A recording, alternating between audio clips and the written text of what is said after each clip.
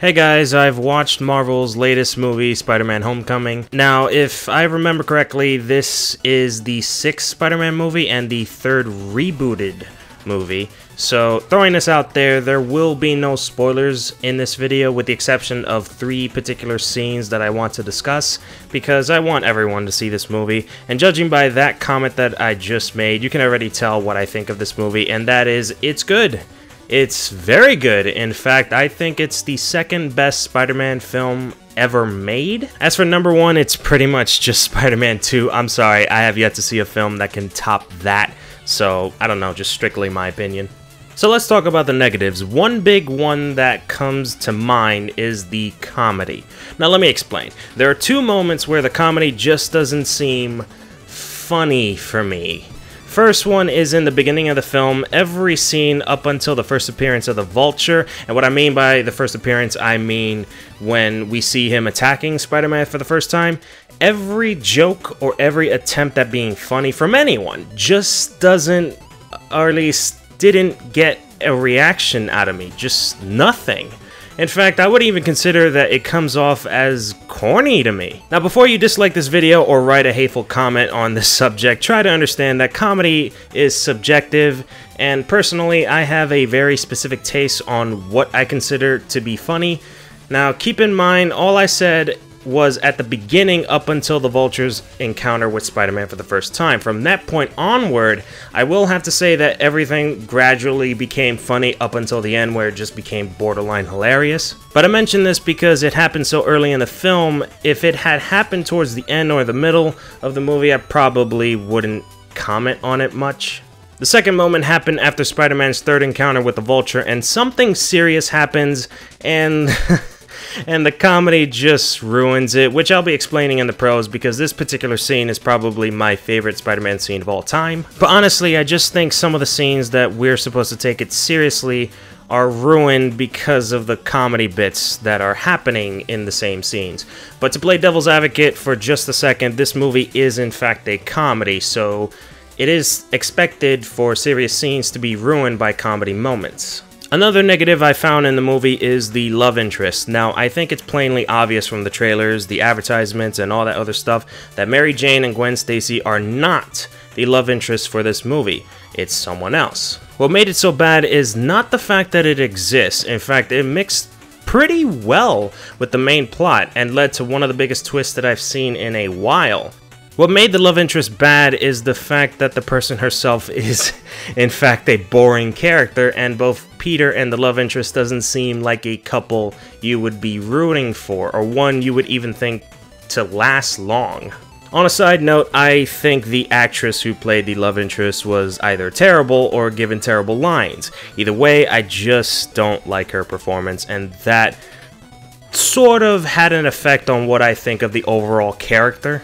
But that's all the negatives that I can think of, so on to the positives.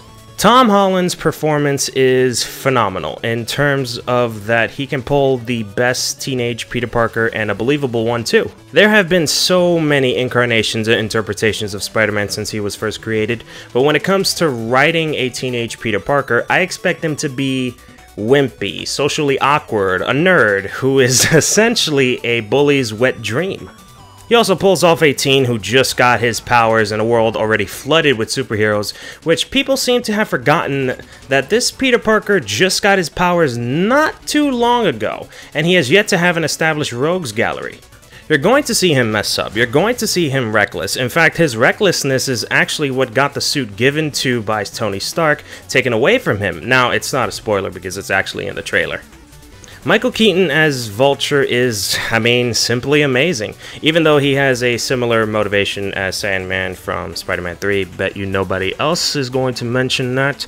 It's better written and better presented. His motivations are clear, understandable, and relatable, to an extent. Now, I want to discuss 2 moments that are spoilers that involve the Vulture, but they're essentially moments that if you don't want to be spoiled, then just skip to this part of the video while I'll be discussing these 2 parts. So the 2 moments that I'm going to share are probably the biggest breath of fresh air that this movie can provide to the superhero movie genre, and it's funny because both of these moments happen at the end. The first being right when Vulture could have gone after Peter and killed him off, he chooses instead to steal what I think is a crate full of arc reactors, which supposedly if he were to steal at least one of those crates, it would set him up for life, which is something he's been wanting to do for his family since the beginning of the movie. As he's flying away with the crate, Spider-Man notices that the Vulture's wings have been damaged during the final fight and are about to explode, so he tries to web away the crate and warn Vulture. Vulture doesn't listen and the wings explode. We're given the impression that the Vulture may have died, but Spider-Man runs to the debris, picks him up, and moves him away from the fire that was spreading around the area. Honestly, ask yourself, when was the last time have you seen a hero, in the Marvel Universe of course, try to save someone's life? And I'm not counting Black Panther, who saved Zemo's life, because personally, I feel like when that happened, it was more to bring him to justice than to try to save him. To me, when I saw that scene, I couldn't help but think, holy shit. For the first time in a while, a superhero is actually doing superhero stuff, in a way. The second scene is the first post-credit scene, which is directly related to the previous scene that I mentioned before.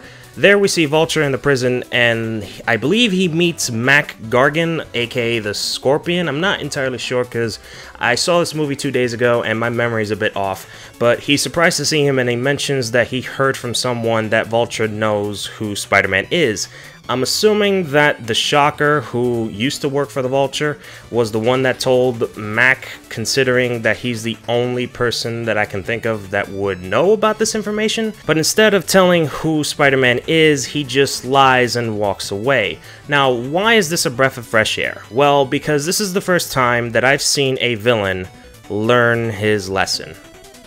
For anybody who's seen this movie, try thinking about this moment for a second. Vulture had the perfect opportunity to give out information on Spider-Man, and if he really wanted to, he could have ended Peter Parker. Now that the villains know who he is, they might go after him, Aunt May, all this other stuff. But he chooses not to. And I think it's because Peter saved his life, and he realized that his obsession with trying to provide for his family has been causing more harm than good.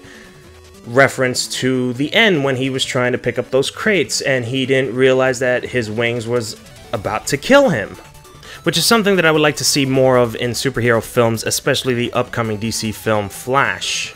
Another positive would be Tony Stark and Happy, both who I had a major concern with their inclusion in this movie, only because I actually thought that they would take more of the spotlight than Spider-Man, but I'm glad that I'm wrong.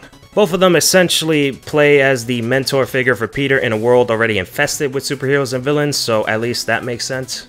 And since the plot mostly involves them, sort of, it makes sense why they're included in this movie. And finally, the only major positive that I have is the story is pretty much well written and fit well within the MCU.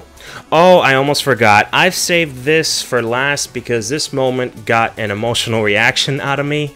And this is the last spoiler moment that I'm going to be talking about, so if you don't want to hear, please skip to this point of the video.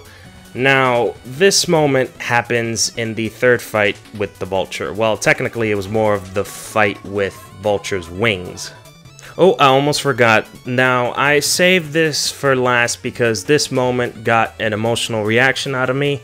And this is the last spoiler moment I'm going to be talking about, so if you don't want to hear, please skip to this point of the video. Now, this moment happens in the third fight with the Vulture. Well, technically it was more of the fight with Vulture's wings that were remotely controlled, but anyway, Vulture destroys a couple of pillars that was holding the roof of a warehouse, and the ceiling came crashing down on Spider-Man. Vulture flies away, leaving Spider-Man crushed underneath the debris and rubble. Now, at this point, if you are an avid Spider-Man reader and a huge fan, you would probably think that this is where he's going to do his iconic lift a bunch of heavy shit with his bare hands moment, which he does, but before that, he tries to lift it up, but he couldn't. And then he tries again, and he couldn't. He's completely stuck. And then he does something that is so genuine, so true to the character, for the movie at least, that it actually got an emotional reaction out of me. He starts to cry for help. I mean, he was shouting a couple of names, and I couldn't really hear because of the way he was shouting, but he shouts and cries like a kid. you know, something any kid in his situation would do.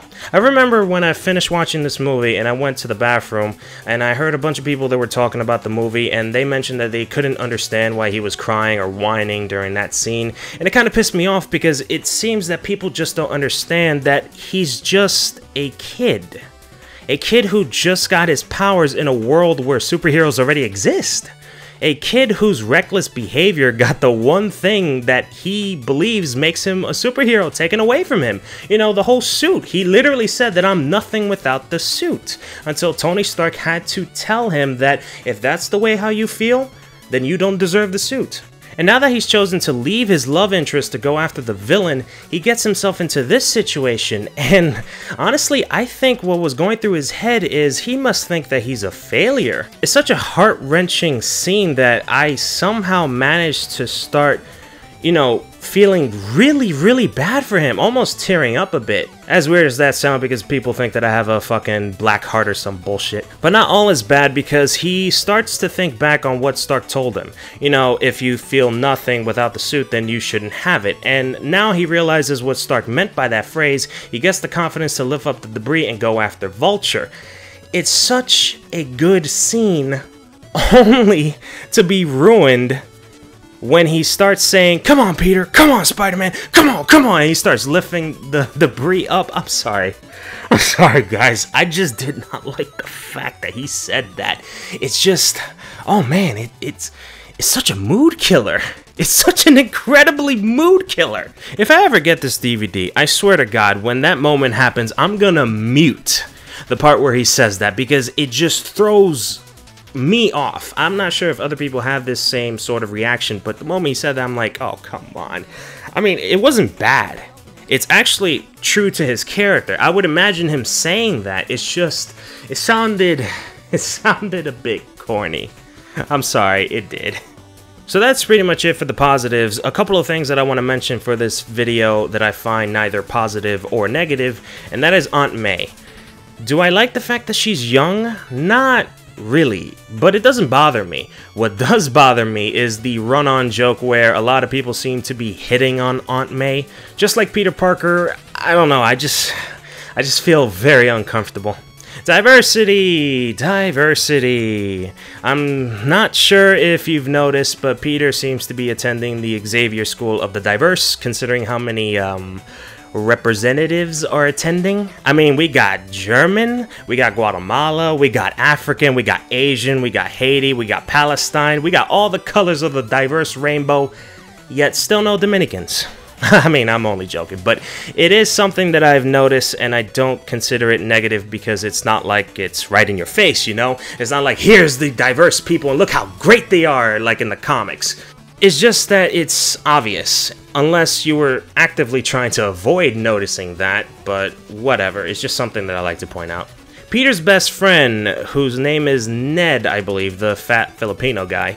Now, I sort of understand his purpose in the story, and I do like his performance, with the exception of the parts where he starts constantly asking Peter, and this is right after he found out that he was Spider-Man, questions on what he does and what he can do.